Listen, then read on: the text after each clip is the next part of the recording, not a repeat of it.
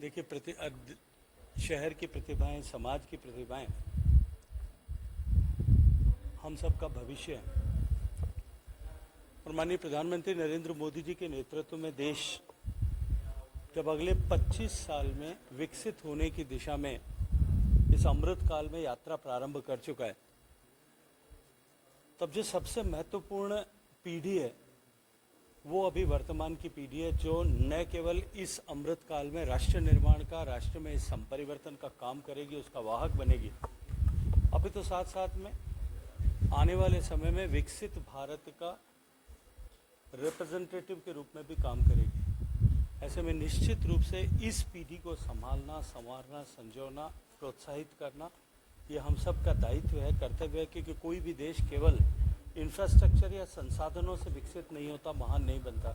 वो उसके human resource power से, उसकी जनशक्ति से जो है वो महान होता है। तो आने वाली पीढ़ी को प्रेरणा देने का प्रतिवर्ष का कार्यक्रम जो आदरणीय अनीता जी करती हैं, मैं धन्यवाद करता हूं कि उन्होंने मुझे इस कार्यक्रम में आने का सौभाग्यपूर्ण अवसर प्रदान किया है।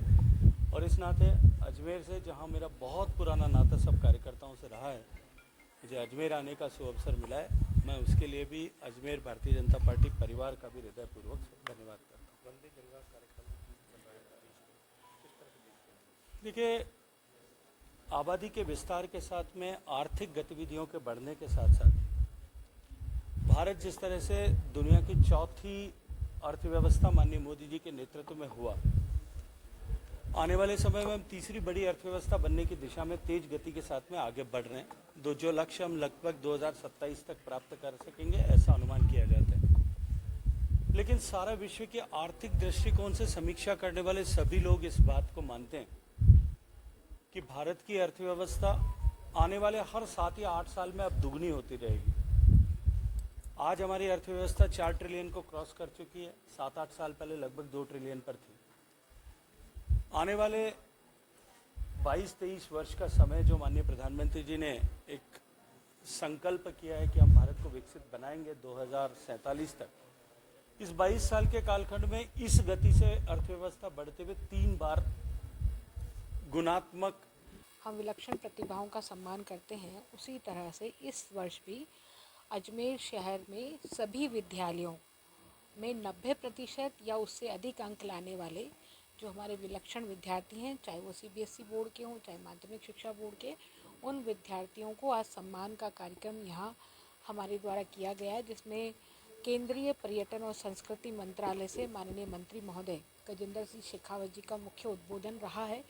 माननीय नारायण लाल जी गुप्ता जी ने अध्यक्षीय उद्बोधन दिया है, जो रुकता राष्ट्रीय के हमारे राष्ट्रीय अध्यक्ष हैं।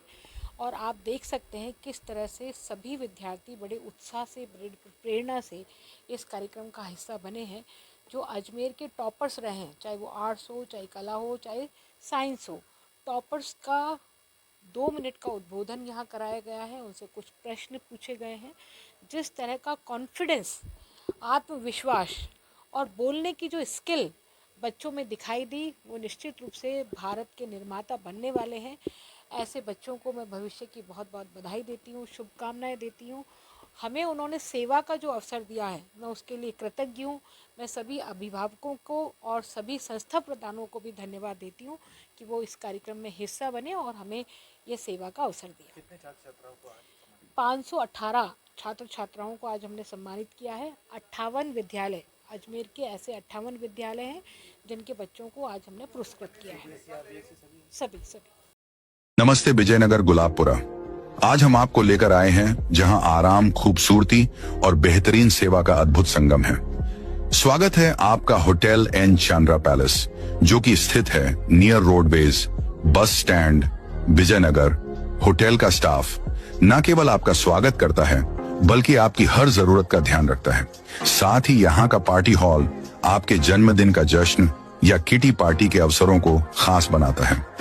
बजट लग्जरी 30 रूम्स, चाहे आप रात भर या लंबे समय तक रहो।